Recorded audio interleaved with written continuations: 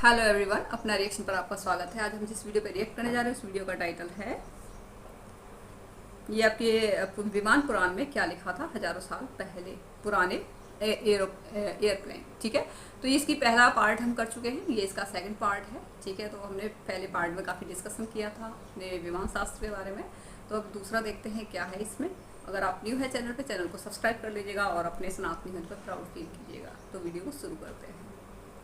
काफी उन्नत थे और उस समय का चिकित्सा ज्ञान 800 ईसा पूर्व की संस्कृत में लिखी एक पुस्तक में दर्ज है जिसका नाम है सुश्रुत संहिता। 2017 में भारत के महाबलीपुरम की एक स्थानीय लाइब्रेरी में जॉर्जियो सुकलोस मिले अपने साथी प्राचीन अंतरिक्ष विचारक प्रवीण मोहन से और उस लेख को करीब से देखा। ये चिकित्सा विज्ञान पर लिखी एक बड़ी अहम पुस्तक है जिसमें 11,000 से ज्यादा बीमारियों के इलाज की चर्चा है। इसमें औषधीय गुणों वाले 700 पौधों, खनिज तत्वों से बनने वाली 64 दवाओं और जानवरों से बनने वाली 57 दवाओं का जिक्र है और इसे आयुर्वेद का आधार माना जाता है, यानी भारत की पारंपरिक चिकित्सा पद्धति। ओह, आपका मतलब है कि ये आयुर्वेद का आधार है। ओके, हाँ, बहुत अच्छा। बिल्कुल, मैंने भी इसका एक अंश पढ़ा है जो आपको भी बड़ा दिलचस्प लगेगा। ये रहा, ये देखिए, यहाँ लिखा है कि शल्य चिकित्सा 8 प्रकार की होती है और वो हैं चीरा लगाना, काटना, खुरचना, छेदना, धसाना, निकालना, तरल निकालना और साथ ही साथ टांके लगाना। आज से 2600 साल पहले भारत में ये सब होता था और ये किताब लिखी गई थी आधुनिक चिकित्सा के पितामह हिप्पोक्रेट्स के आने के भी 100 साल पहले। कमाल की बात है, लेकिन उन्हें ये जानकारी मिली कहां से? इसके पीछे की क्या कहानी है? सुश्रुत संहिता का अर्थ है कि इसे सुश्रुत ने लिखा था, लेकिन वो इसके मूल लेखक नहीं थे। उन्होंने ये किताब नहीं लिखी थी। उन्हें ये जानकारी मिली थी एक अलग चरित्र धन्वंतरी से, जिन्हें इस दुनिया का नहीं माना जाता। धन्वंतरी को देवताओं का वैद्य और आयुर्वेदिक चिकित्सा का जनक माना जाता है। धन्वंतरी खुद भी दिव्य मूल के थे और उनका जन्म क्षीर सागर के मंथन से हुआ था। क्षीर सागर के मंथन का संबंध शायद आकाश गंगा से है। धन्वंतरी का जन्म उसी से हुआ था और वो देवताओं के वैद्य बन गए। इसके बाद उन्होंने चिकित्सा का वही ज्ञान इंसानों को दिया। धन्वंतरी का जन्म शायद आकाश गंगा से हुआ था। अचानक ही हमें एक देवता आकाश गंगा से जुड़ा हुआ नजर आता है। अब हमें और क्या चाहिए? जाहिर है सुश्रुत संहिता में जो ज्ञान है वो एक परग्रही मेहमान की देन है। आयुर्वेद को दुनिया का एक सबसे पुराना चिकित्सा विज्ञान माना जाता है जिसमें उपचार की विस्तृत जानकारी दी गई है। क्या ये कहा जा सकता है कि वो ज्ञान मानव सभ्यता को परग्रहियों ने दिया था? प्राचीन अंतरिक्ष विचारक मानते हैं कि ऐसा ही हुआ था और उनका तर्क है कि दूसरे लेख इस परग्रही संबंध को और स्पष्ट करते हैं। मुंबई यूनिवर्सिटी, कलीना, भारत, जनवरी 2015। इंडियन साइंस कांग्रेस ने कई तकनीकी विषयों पर भारत के कुछ बड़े मशहूर इंजीनियर्स के साथ एक वार्ता रखी। इनमें से ही एक विषय था भारत की प्राचीन उड्डयन तकनीक। इस पर भाषण दिया रिटायर्ड पायलट और फ्लाइट इंस्ट्रक्टर कैप्टन आनंद जे बोडस ने। अपने भाषण में कैप्टन आनंद बोर्डस ने युवा इंजीनियर से कहा कि वो उन चीजों का निर्माण करें जिनकी चर्चा प्राचीन वैदिक लेखों में की गई है, क्योंकि उनमें एविएशन के क्षेत्र में कई ऐसे उन्नत यंत्रों की चर्चा की गई है जो हमारे आज के यंत्रों से कहीं बेहतर हैं। इस बात पर काफी विवाद भी हुआ क्योंकि एक गुट मानता था कि भारत की प्राचीन सभ्यताओं के पास बड़ी ही कमाल की फ्लाइंग टेक्नोलॉजी थी, लेकिन दूसरा गुट इस बात को पूरी तरह से खारिज कर रहा था, बकवास मान रहा था। मगर इस बात में कोई शक नहीं कि आज से कई हजार साल पहले कुछ तो हो रहा था। और इस बात के सबूत भी हैं कि उस वक्त भी लोगों के पास उड़ने वाले यंत्र थे और वो कमाल के काम कर सकते थे, मगर उन्हें उनकी जानकारी कहां से मिली? कैप्टन बोडिस तो उन रिसर्चर्स की लंबी श्रृंखला में सबसे नए हैं जिन्होंने कहा कि प्राचीन लेखों में उस उड़ने वाले यानों की लुप्त टेक्नोलॉजी की चर्चा है और उन लेखों में उन्हें विमान कहा गया है। 1895 में राइट ब्रदर्स की कामयाब उड़ान से 8 साल पहले संस्कृत के विद्वान शिवकर तलपदे ने ऐसे ही एक यान का परीक्षण किया था और उसे उन्होंने उन प्राचीन लेखों से मिली जानकारी के आधार पर बनाया था। तलपदे भारत में संस्कृत में लिखे वैदिक लेखों का अध्ययन कर रहे थे और उन्होंने फैसला किया कि वो उन वैदिक लेखों में बताई गई तकनीक से ही एक विमान बनाएंगे। तलपदे के पहले विमान का नाम था मारुतसखा, जिसका मतलब होता है हवा का दोस्त, और उन्होंने उस विमान को हजारों लोगों के सामने उड़ाया था मुंबई के बीच पर। कहा जाता है कि उन्होंने अपना विमान करीब 1500 फुट की ऊंचाई पर 30 सेकंड तक उड़ाया था, जबकि राइट ब्रदर्स अपना यान सिर्फ 120 फुट की ऊंचाई तक 12 सेकंड तक ही उड़ा पाए थे। अगर ये बात सच है तो एविएशन का इतिहास ही बदल जाएगा। लेकिन इससे भी ज्यादा दिलचस्प बात तो ये है कि उनके विमान का डिजाइन पूरी तरह से उन लेखों पर आधारित था जो हजारों साल पहले लिखे गए थे, और तब इंसान उड़ने की बात सोच भी नहीं सकता था। 2017 में काव्या वडाडी नाम की एक एयरक्राफ्ट डिजाइन इंजीनियर ने दिल्ली में मारुतसखा की नकल बनाने की कोशिश की और उन्होंने भी उन्हीं लेखों के आधार पर एक डिजिटल 3D मॉडल बनाया जिनका अध्ययन तलपदे ने किया था।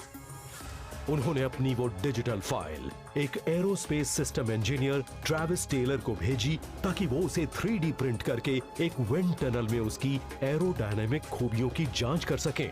लेकिन क्या इस परीक्षण में ये प्राचीन डिजाइन टिक पाएगा? कैलिफोर्निया यूनिवर्सिटी अर्वाइन, अप्रैल 2017।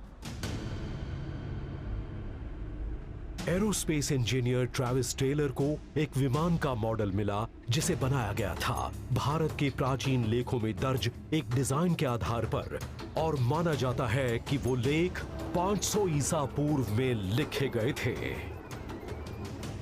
अब ये उसे विंड टनल में डालकर ये देखने वाले हैं कि ये उड़ने लायक है भी या नहीं। अच्छा, पहले तो ये बताइए कि आप इस विंड टनल में क्या करने वाले हैं? ठीक है, देखिए ये हमारा एरोस्पेस व्हीकल मॉडल है। हमने इसे इस बूम से जोड़ रखा है। इसके आर्मेचर पर एक फोर्स गेज लगा है। इसके आसपास से करीब 80 किलोमीटर प्रति घंटा पर हवा गुजरेगी।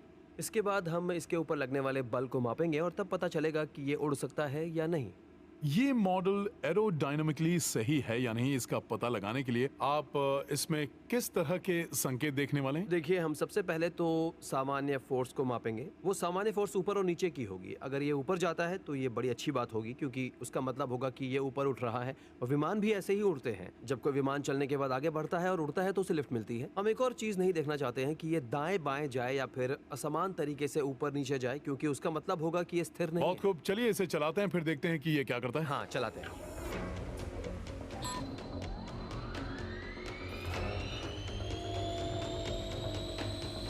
हवा का बहाव तेज हो रहा है। हाँ, करीब 80 किलोमीटर प्रति घंटे की रफ्तार वाली हवा में ये विमान थोड़ा ऊपर तो गया, लेकिन अभी बिल्कुल स्थिर लग रहा है। ये दाएं बाएं नहीं जा रहा। बढ़िया। सेंसर्स ने उसके ऊपर लग रहे अलग अलग बलों को मापा और फिर टॉर्क और पिच को भी देखा, जिससे पता लगेगा कि ये कितना एरोडायनामिक है। काफी स्थिर लग रहा है।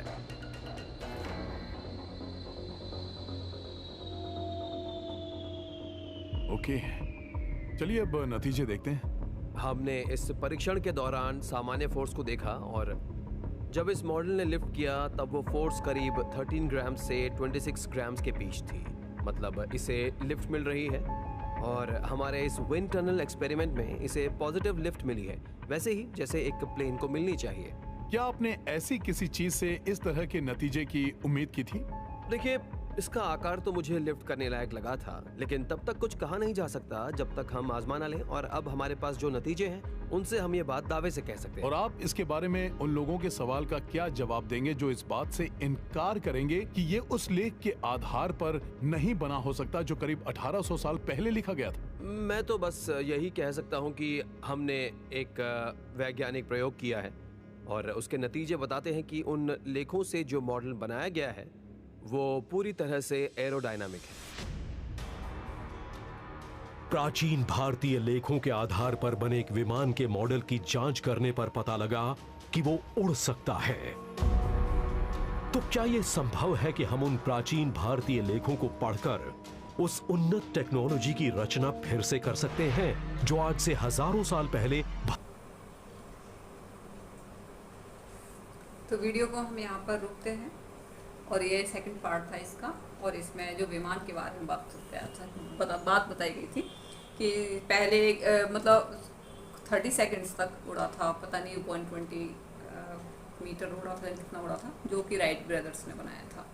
ठीक है, उन्होंने बनाया था। उससे पहले जो बनाए थे जिन्होंने हमारे जो विमान शास्त्र में जो लिखा हुआ था उसके बेस पे बनाया था विमान। उसका स्ट्रक्चर भी डिफरेंट था, ठीक है, जो कि तलपदे कुछ ऐसी नाम था उनका, उन्होंने बनाया था। तो उसी का ये दोबारा से करके देख रहे थे कि जो इन्होंने जो विमान शास्त्र में जो लिखा हुआ है कि ये सच है ये या फिर कैसे है। तो इन्होंने कहा कि और सारे रिजल्ट जो पॉजिटिव आ रहे थे, मतलब ठीक थे। ठीक है, तो ये मतलब बड़ी ही हैरानी वाली बातें हैं ये कि उस टाइम पे भी विमान उड़ा करते थे। हमें तो खैर पता है, हमारे लिए हैरानी नहीं थी। हैरान विदेश जो वेस्टर्न थे, वेस्टर्न कंट्री जो थे उनके लिए हैरान थी, क्योंकि वो जिस वक्त पे हम यहाँ पे डेवलप हो चुके थे उस टाइम पे वो सिर्फ अपनी लाइफ को ऐसे ही जी रहे थे। ठीक है, कोई एम नहीं था या कुछ भी नहीं था। लेकिन जैसे इंडिया गुलाम हुआ, अब यहाँ पे आक्रांता आना शुरू किए, तो बहुत सारी चीज़ें यहाँ पे बदलने लगी। ठीक है, तो विमान तो हमारे तो रामायण में विमान का जिक्र होता है।